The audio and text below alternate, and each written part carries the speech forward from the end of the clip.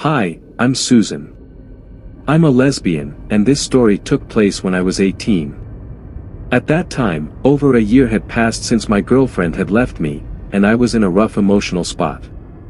I tried reaching out to her several times, calls, messages on Messenger. We were ironically still Facebook friends, but she never replied. As time passed, I sank deeper into sadness, worrying I'd never meet anyone new. My best friend, seeing how upset I was, suggested I stop thinking about her and move on. I remember replying sarcastically, "Oh, right," like I hadn't thought of that, while rolling my eyes and gesturing as if my head would explode. He just sighed and mentioned a dating app called Tinder, saying it could be a good way to meet people. I knew a little about online dating, but I'd never had the courage to try it. Despite my hesitation, I decided to give it a shot. After creating an account and setting up my profile, I started liking a few girls who seemed nice, hoping to make a connection. A couple of weeks later, I got my first match, a girl named Layla. She had pink hair, freckles, and warm brown eyes.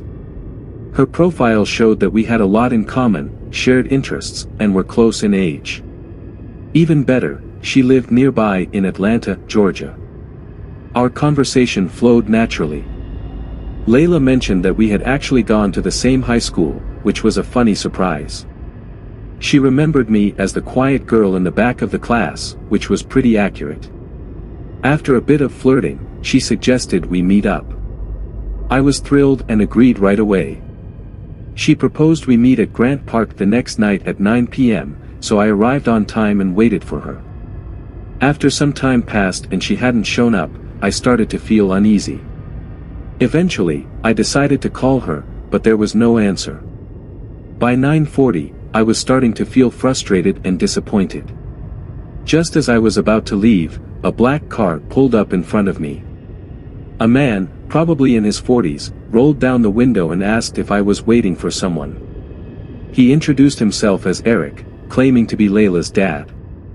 He explained that Layla had accidentally double-booked herself with a sleepover and wouldn't be able to make it. Apologizing for the confusion, he offered me a ride home. Exhausted, I accepted his offer. I gave him directions, and after a while, I closed my eyes, drifting into a light sleep. When I woke up, I noticed we weren't on the route I'd mentioned. I asked him where we were going, and he replied, "Relax, it's a shortcut." His response made me uneasy. When I insisted, he glanced back at me with a creepy smile and began laughing. My heart started racing, and as I looked down, I saw a gun tucked into his jacket. Realizing the danger, I demanded he let me out, but he refused, speeding up instead. In a panic, I tried to open the door, only to find that the child lock was on. I was trapped, and we were driving through a desolate wooded area with no phone signal. Desperately scanning for a way to escape, I spotted an empty whiskey bottle on the floor. As he slowed down at a traffic light, I grabbed the bottle, smashed it against the dashboard, and jabbed it into his shoulder. He screamed and slammed on the brakes, and I managed to unlock the door and make a run for it. I sprinted into the woods, hearing gunshots behind me but thankfully not getting hit. I hid under a bush, trying to quiet my breathing as I saw him searching for me with a flashlight. My pulse was racing, but I stayed still, waiting for him to move further away before attempting to escape again. I used my phone's flashlight to navigate, even though the sound of crunching leaves betrayed my position. When I glanced back, I saw him gaining on me. Just as he fired another shot, he stumbled, giving me the chance to widen the distance between us. Finally, I emerged onto a road and managed to flag down a passing car. I explained my situation to the driver, who took me to the nearest police station. I told the police everything I could remember, including a description of the man and the car. After looking into it, the officers revealed that this man didn't have a daughter and had been wanted for months in connection with several disappearances of teens across multiple states. Hearing that chilled me to the bone, but I felt incredibly lucky to have escaped. Afterward, I deleted my Tinder profile and shared the experience only with my brother. To this day, they haven't caught him, and the thought of that still haunts me. After I broke up with my ex of nearly 3 years, I stayed friends with him because he was genuinely a nice guy, and we ended things amicably. Our relationship had simply run its course, so I made the decision to move on. My best friend, Clara, encouraged me to start dating casually again, saying it would help me fully let go. Honestly, I'd barely dated anyone new over those 3 years and hardly socialized outside my relationship, so I was a bit hesitant. One night, feeling exhausted from work, I finally decided to give Tinder a try. I figured, why not? I swiped through a few profiles, though nothing particularly caught my interest, and eventually drifted off to sleep. The next day, Clara called, excitedly telling me that my ex, Joe, had asked how I was doing. She casually mentioned to him that I was now on Tinder, which I thought was a bit over the top. I told Clara I'd handle it and called Joe later to apologize for her comment. He took it well and wished me the best, saying he was always there if I ever needed anything. His kindness made me appreciate him even more. A few days passed, and I started going out more, reconnecting with friends and occasionally hanging out with some of Joe's friends, too. One Saturday afternoon, I received a match request on Tinder from a guy named Leo. He wasn't the most striking guy, but he had a warm, friendly look, so I accepted. We began chatting and hit it off quickly, bonding over shared tastes in music and food. Leo worked at a department store nearby, and we arranged to meet for lunch at a popular local restaurant. When I arrived, Leo was already waiting at a corner table, smiling. In person, he looked better than in his photos, with a confident but gentle demeanor that I found quite appealing. The date was fun, and I enjoyed the attention after so long. We agreed to meet again, and over the next few days, he messaged me regularly, which I didn't mind at all. One evening, he casually asked if I was seeing anyone. Laughing, I replied that I wouldn't be spending so much time with him if I were, trying to keep things light. Leo didn't quite catch my humor and went on about how difficult it was to trust people these days. I sensed he'd had a tough breakup but didn't cry, figuring it was too soon. Days went by, and Leo frequently brought up heartbreak in our conversations. I felt a bit bad for him. Eventually, he invited me over for dinner and even came to pick me up. As I got in his car, I noticed a faint smell of alcohol, which he explained as leftover from a drink he'd had earlier. At the restaurant, he ordered a few drinks, and although I didn't mind at first, I grew concerned when he had 4 shots of whiskey within 30 minutes. I reminded him about driving, but he brushed it off and started acting strangely intense. He suggested taking me home after dinner, but something about his behavior made me uneasy. Hesitantly, I agreed, trying to stay cautious. Instead of taking me directly home, Leo drove us out of town onto a deserted road. His driving grew faster, and I nervously asked him to slow down. Laughing as if my concern was amusing, he eventually pulled up to a rundown house. "Welcome to the lion's den," he said with a smirk, which I brushed off as a joke. But as we entered, the house felt neglected and had a strange vibe.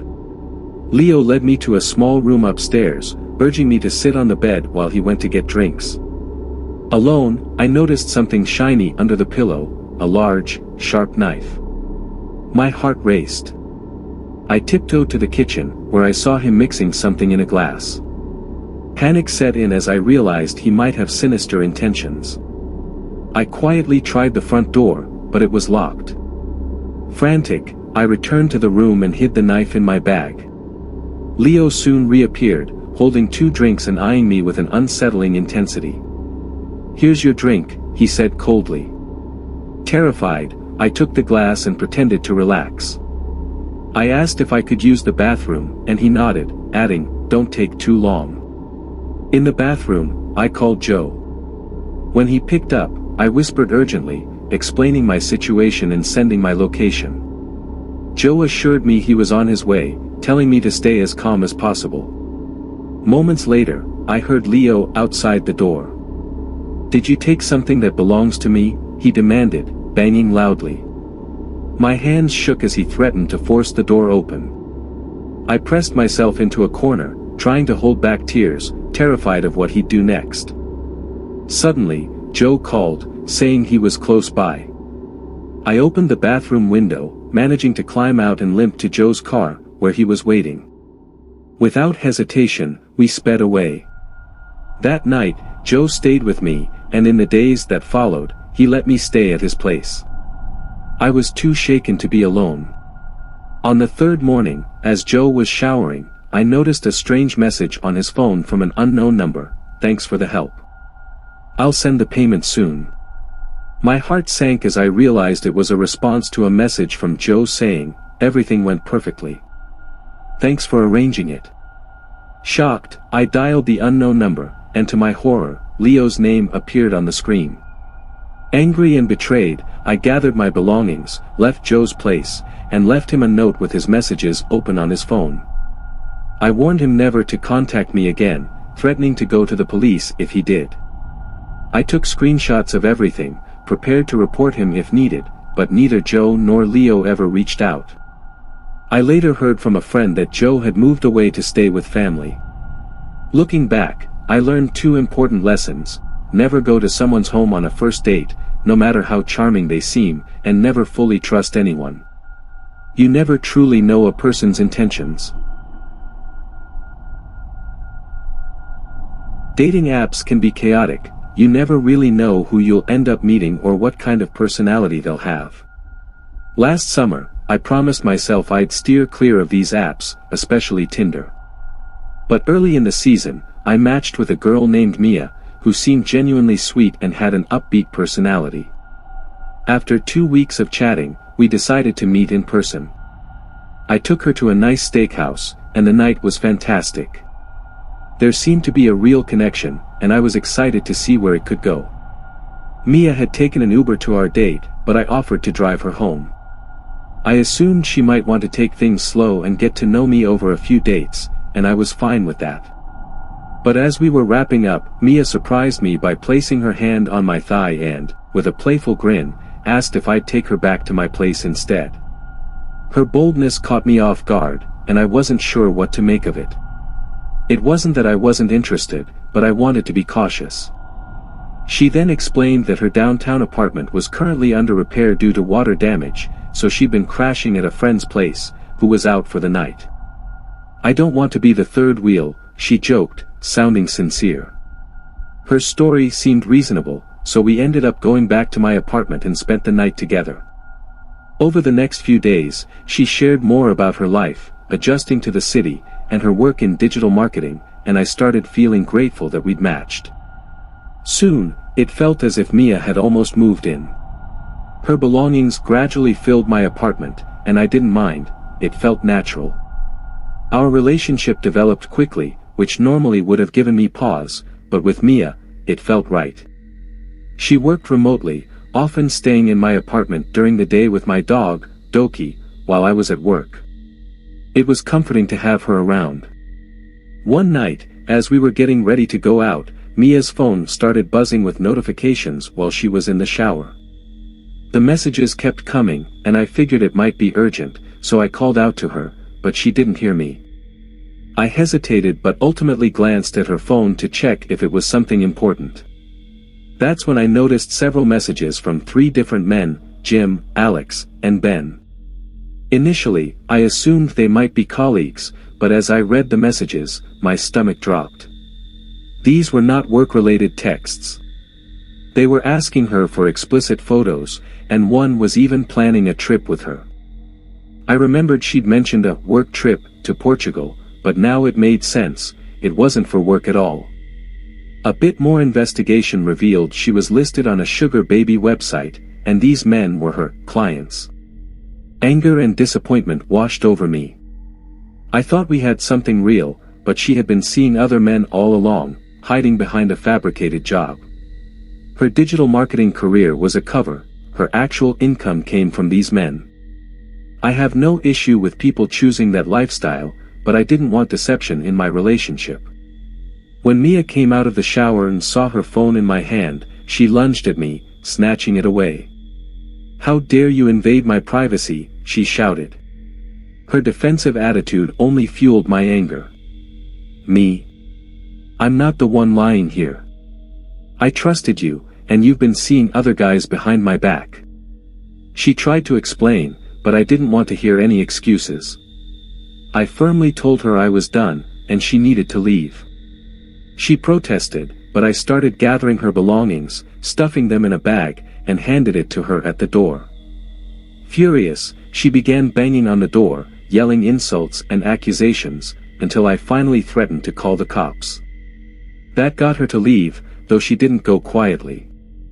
A few days later, I headed to Florida to spend some time with my parents and clear my mind.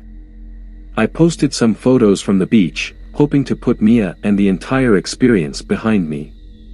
A few days after returning home, I received a message from an unknown number. It was Mia, claiming she'd cut ties with her other clients and was ready to settle down. She said she missed me and had even gotten a real job as a receptionist. Her message brought back too many unpleasant memories, so I didn't reply. But within days, my work called me back for an urgent project, so I returned to my apartment earlier than planned. When I arrived, I was shocked to see police surrounding my building.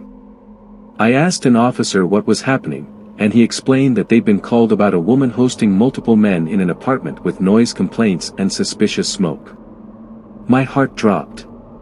Rushing upstairs, I found my apartment in shambles, with Mia being led out in handcuffs.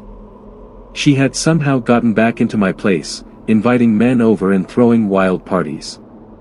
She even told my neighbors she was my girlfriend, claiming she was there to take care of my dog, who, by the way, had been with me in Florida. Mia had used my absence to turn my place into a party spot, knowing I wouldn't be back for days. That was the last straw. I pressed charges and moved to a new apartment. I also uninstalled all dating apps and reported her profile to Tinder's support team, which was eventually taken down. Moving forward, I learned some hard lessons. If you use dating apps, take your time and be cautious about who you let into your life. Last summer, I decided to give Tinder a try for the first time. I wasn't entirely comfortable with the idea of meeting people through an app, but my friends insisted it was a great way to connect, and even my sister Laura had found her fiancé that way. I wasn't looking for anything serious, just wanted to meet someone interesting and have a good time. So, I finally downloaded the app and soon matched with an attractive, blonde guy named Elvis who lived nearby. He seemed interested in one of my photos, and I found him appealing too, so I ended up going to his place that night. The evening was fun, and after a while, Elvis went to take a shower. I decided to leave quietly, not really in the mood to stay overnight. The next day, he called me at work, asking why I'd left without a word. I was shocked because we hadn't exchanged contact info, and I couldn't understand how he'd gotten my number. Feeling he had crossed a line, I told him to leave me alone and hung up. But that evening, as I left work, I spotted him near the parking lot. At first, I wasn't sure if it was him, but as I drove off, I recognized his face. When I got home, I informed my neighbors to keep an eye out for a tall blonde guy who might be lurking around. I even considered going to the police but knew that, in many cases, they don't intervene until a stalker actually becomes physically threatening. It was frustrating, to say the least. Over the next week, I felt uneasy, noticing things like muddy footprints outside my window, but otherwise, I didn't see him again. One night, I had friends over, and they picked up on my anxiety. I assured them that Elvis hadn't seemed directly dangerous, at least not yet. My best friend, Damien, encouraged me to try dating again to shake off the fear, but I wasn't ready. The thought of meeting another Elvis scared me. Ignoring my protests, Damien took my phone and opened Tinder, insisting he'd help me find someone better. I tried to stop him, but he eventually found a profile and handed me the phone. The guy, Todd, looked amazing, handsome, and his profile seemed to match my interests perfectly. Maybe I could give this another try. So, about an hour later, I found myself outside a cozy cottage in a pleasant neighborhood, fighting my nerves as I knocked. But when the door opened, I was horrified to see Elvis standing there instead of Todd. I froze in shock, and before I could react, he grabbed my arm and yanked me inside, slamming the door behind us. Grinning maliciously, he said, "Surprise. It's Todd," mocking me as if this were all a game. He blocked the doorway, holding a knife, and continued, "Don't worry, this doesn't have to be weird." He started talking about how he enjoyed collecting memories of his dates. Then he dropped another bombshell, telling me he'd been using fake profiles to lure girls who suited his taste. I glanced around and noticed wedding photos on the wall, showing Elvis with a beautiful red-headed woman. He was married. Desperate, I asked, "What if your wife comes home?" He laughed it off, saying, "We've got plenty of time to ourselves." Before I could think of a way to escape, he lunged at me, knocking me to the floor. He grabbed me by the hair, dragging me into a chair and tying me down, arms and legs. Then he pulled out a pair of clippers, and my heart sank. He began cutting my hair roughly, laughing at my horror. I was completely vulnerable and humiliated. Tears started rolling down my face, and he leaned in, licking them as if savoring the taste, laughing with sick enjoyment. Just when I thought things couldn't get worse, the front door opened, and his wife walked in. I felt a glimmer of hope, thinking she'd rescue me, but her reaction was chilling. She smiled as if entertained and joined in. "Having fun without me?" she teased, picking up the clippers. I begged her to stop, but she only smirked, saying, "Don't worry, it'll grow back." She shaved the rest of my hair, deliberately scraping hard against my scalp, leaving cuts that started bleeding. The two of them seemed to feed off each other's twisted excitement, taking photos and taunting me. At one point, she even put my tears in a jar, as if they were trophies. Finally, they seemed satisfied. She told Elvis it was time to go, and he soaked a cloth in something before pressing it against my face, making me black out. I woke up in a dusty, abandoned shed, my head aching and my scalp still bleeding.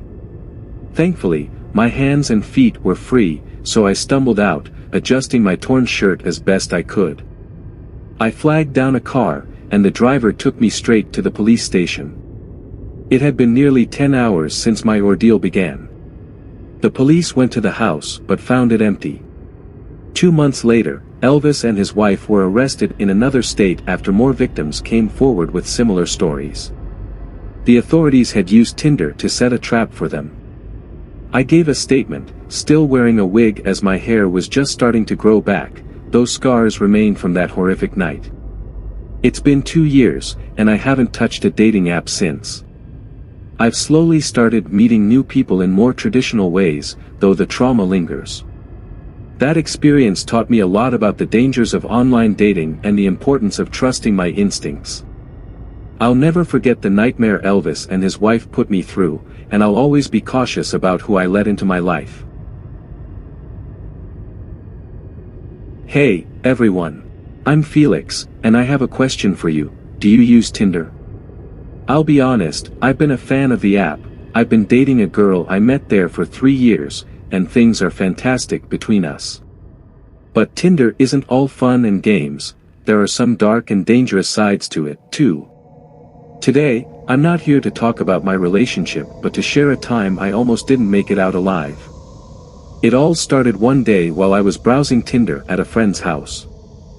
I'd had the app for a while, but I never really had the nerve to message anyone. My friends teased me about it, saying I just liked scrolling for fun. That day, though, they urged me to reach out to someone, and eventually, I messaged a girl named Rosa who seemed sweet and attractive.